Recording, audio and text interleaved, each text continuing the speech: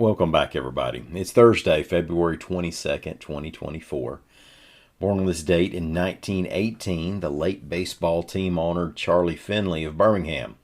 In 1966, former Miss Alabama Resha Riggs. Now, also on this date, in 1893, Auburn won the first Iron Bowl with a 32-22 win in Birmingham. It wasn't called the Iron Bowl back then. Now, today, we're going to try to do something a little different. We have two segments. The first one will be the usual news briefing that we've been doing for years.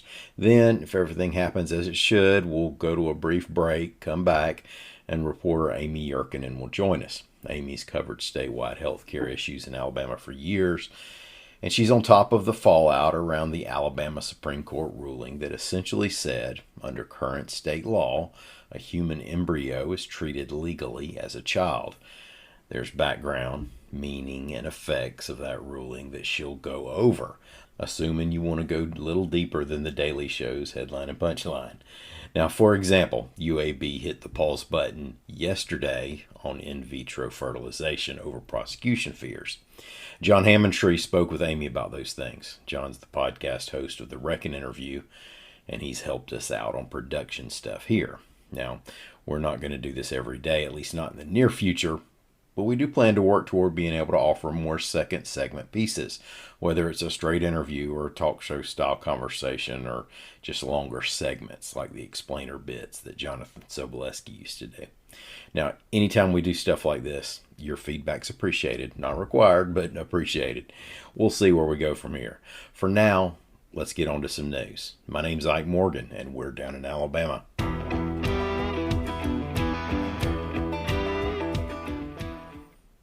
It is undoubtedly a new era for Alabama football fans, says Captain Obvious. Coach Nick Saban is retired. Radio voice of the Tide, Eli Gold, is out. But we checked, and the team will still wear crimson. The sun will still rise in the east, and Dreamland will still give you that white bread to sop up the extra barbecue sauce with. Meanwhile, Gold has made it clear that his parting with the school does not mean he's retiring, reports AL.com's Michael Casagrande. Now, there are no details on his future yet. News broke Wednesday that he'll not be behind the mic for the Crimson Tide come football season. He had returned last year to broadcast Alabama home games after taking off the 2022 season while treating cancer.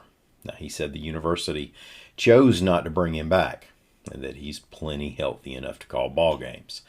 Chris Stewart will be taking over football play-by-play duties. He calls men's basketball games and covered football in Gold's absence. He's been with the broadcast network since 1998. Alabama Attorney General Steve Marshall has asked the state Supreme Court to set a date for what would be the nation and state's second execution by nitrogen hypoxia, reports the Associated Press. Alan Eugene Miller shot and killed 3 men at 2 of his workplaces in 1999 in the Birmingham area. The victims were Michael Holbrooks, Terry Lee Jarvis, and Christopher Scott Yancey. Like the first condemned man to be executed by nitrogen hypoxia last month, Miller avoided an earlier lethal injection execution attempt when the state couldn't access a vein in time.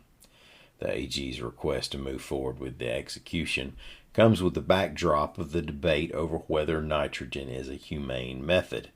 During the first execution, the inmates shook and writhed against the gurney.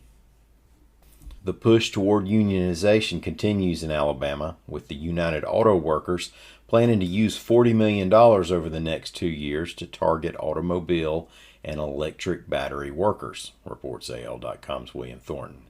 Now, that indicates the UAW is putting effort into getting a foot in the door of the growing electric vehicle business.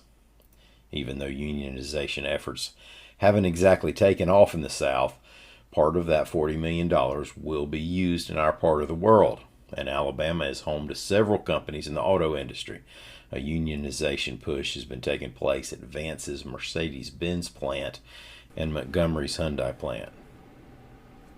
Right now, a bill is making its way through the Alabama state legislature that would prohibit the teaching of divisive concepts and diversity, equity, and inclusion programs in public schools or universities.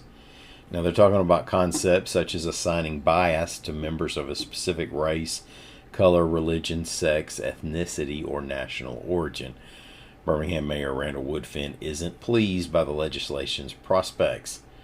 AL.com's Greg Garrison reports that Woodfin compared the bill to George Wallace standing in front of the schoolhouse door. He also threatened Alabama where it hurts. On social media, he wrote, quote, "Although I'm the biggest Bama fan, I have no problem organizing black parents and athletes to attend other institutions outside of the state where diversity and inclusion are prioritized." Now, we've been boycotted by California before. This could be the first time we've boycotted ourselves. Hey, thanks for hanging with us. We're going to take a break, come back, talk a little bit about that Supreme Court decision. Hey, thanks for coming back. Let's go to John Hammontree. He's going to interview reporter Amy Yerkinen about that Alabama Supreme Court decision. On February 16th, the Alabama Supreme Court ruled that fertilized eggs, in this case frozen embryos used for in vitro fertilization, have the same legal status as children in civil cases. There's a lot of big terms used in this ruling, like extrauterine children. So can you just please explain for us in layman's terms what happened and why this case is unprecedented? Yeah, so this began with 3 families in South Alabama who had used a fertility clinic in Mobile. All 3 families had successfully used IVF to create pregnancies and to have children, but they had extra embryos stored in a cryogenic freezer. In 2020, a patient who was at the hospital, which was attached to this facility, wandered into that area, which was unlocked, and removed the embryos for these 3 families, dropped them on the floor, and, destroyed them. So the 3 families went to court trying to sue for wrongful death and a few other things. Basically, the trial judge threw out that claim, saying that embryos did not count as children. Eventually, that case wound up at the Alabama Supreme Court, and that is how we got here. The Supreme Court disagreed with that trial judge and said that in Alabama, fertilized eggs and embryos count as children. So that was the reason that this is unprecedented, is that there have been efforts to sue for wrongful death in the past for fertility for embryos that have been destroyed in other mishaps, and no other state court has ever recognized that. So Alabama is really the first to say that frozen embryos are children. And we've been hearing from a lot of people, there's a lot of worry and a lot of fret over this ruling and what this could mean for families who are trying to get pregnant, for people who are trying to get pregnant in the state of Alabama right now. And we are recording this on February 21st at 1:45. And just this morning, UAB, the state's largest healthcare provider, announced that they are temporarily pausing IVF treatment. What is their rationale, and what does this mean for people who are trying to have children using IVF through UAB? So UAB said they were going to pause this while they kind of looked at all the legal implications. If embryos are children, under civil law, the most immediate concern for them is their liability, whether people will file lawsuits whenever this process goes wrong. Not all embryos survive the thawing or the transfer process. That, it's gotten a lot better, but it's not 100%. And so clinics, doctors are worried that, there could be lawsuits first off. And there's even some concern out there about criminal prosecution. It should be clear that the Alabama Supreme Court really didn't broach the issue of criminal prosecution here. They were just looking at a civil case. But if they went out on a limb to basically define a child as a fertilized egg and an early stage embryo, that does raise a lot of questions, and you have to wonder whether a criminal case could follow. And if it does, what the Alabama Supreme Court is going to do with that. Yeah, if I'm understanding you correctly, they basically said that the Alabama Constitution says that an embryo is a child. And so if they're setting that precedent, it has not yet, but it could spill over into criminal complaints as well. I mean, that's the concern. Yeah, I think that is interesting. For people who haven't gone through this process, how does IVF work? How are these embryos stored? How are they implanted? And what is the risk of unused embryos being destroyed? Yeah. Wow. Well, I guess I should start with, there are a lot of reasons people might use IVF to become pregnant. Like in some cases, women suffering from endometriosis, or maybe they have blocked or non-existent fallopian tubes, something like that won't allow a fertilized egg to travel to the uterus. They may have to rely on IVF. Another big reason is for families that are carriers of genetic diseases.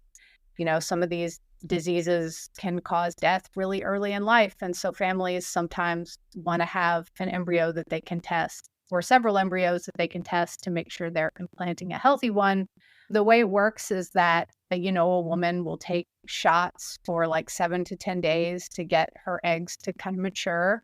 Someone goes in and removes several eggs, and they will, fertilize the eggs with, in the lab. So that creates these really early stage embryos, fertilized eggs first, and then they become embryos. Basically, the clinic will go through and figure out which of those embryos look like the healthiest ones, and then transfer, usually one at a time, maybe two at a time, but a small number into the woman's uterus, and then the rest will go into storage. And that's where they're cryogenically frozen for a later date. Sometimes people come back if they want a sibling, and we'll have one of those thawed and transferred. Sometimes they donate them to other people. Other options include donating them to science, or in some cases, discarding them. Those may be options that are not available in Alabama anymore. We're still kind of waiting to hear more, but I've heard from families who say that clinics have called them and said that they can no longer discard or donate to science. And that's a concern that we're hearing from a lot of readers right now, is that for people who are trying to get pregnant, or perhaps have gone through the IVF process and are trying to get pregnant again, what happens to their embryos that are currently being stored?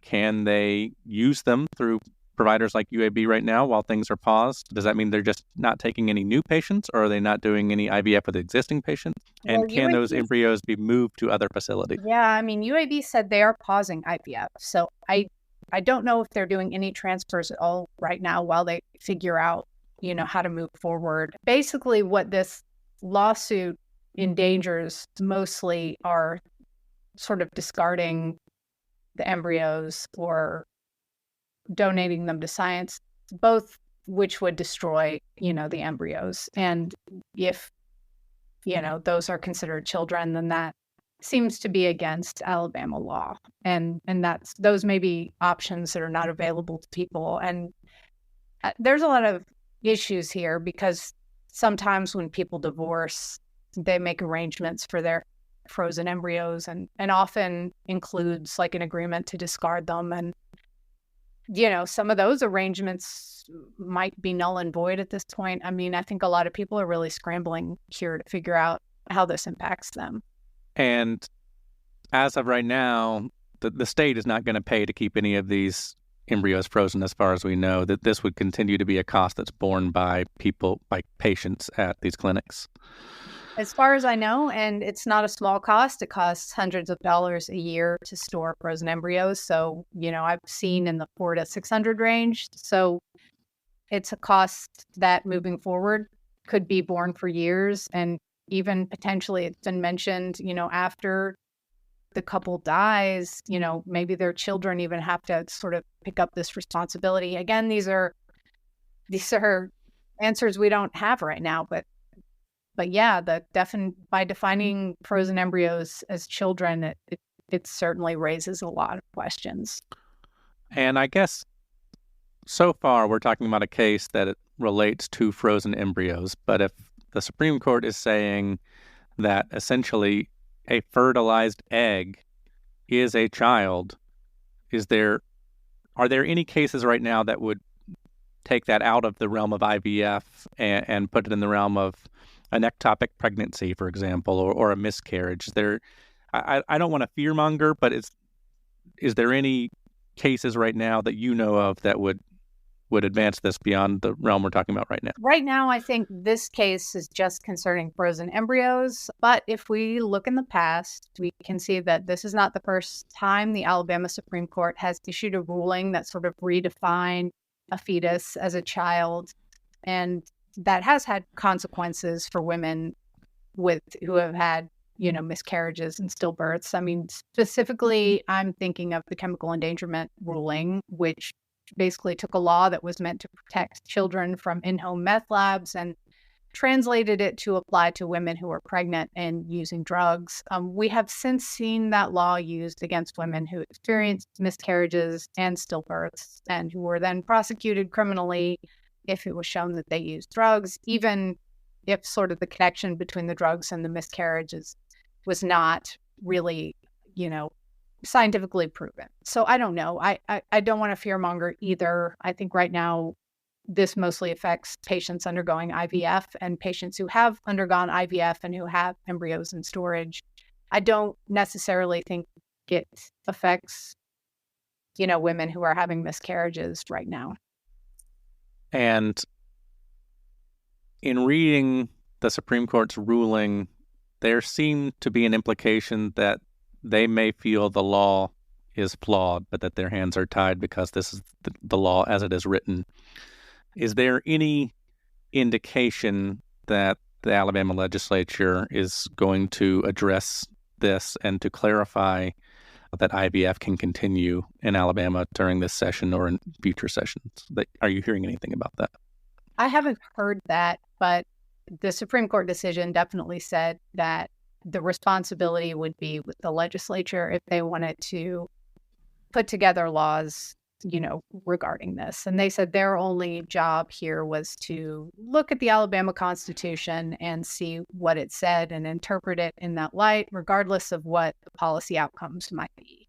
So it will be up to the legislature to try to kind of adjust the law to make IVF accessible in Alabama if that's what they choose to do. Finally, this is something that I'm sure a lot of couples are talking about right now. What questions should they be asking each other, and what questions should they be asking their healthcare provider, when trying to figure out ways to get pregnant in Alabama or perhaps not in Alabama?